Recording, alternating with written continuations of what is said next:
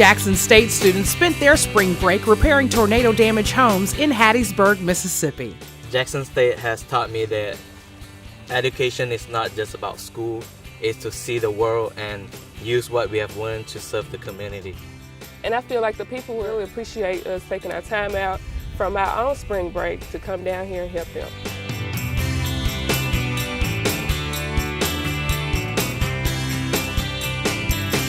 JSU Cares, working, giving, caring.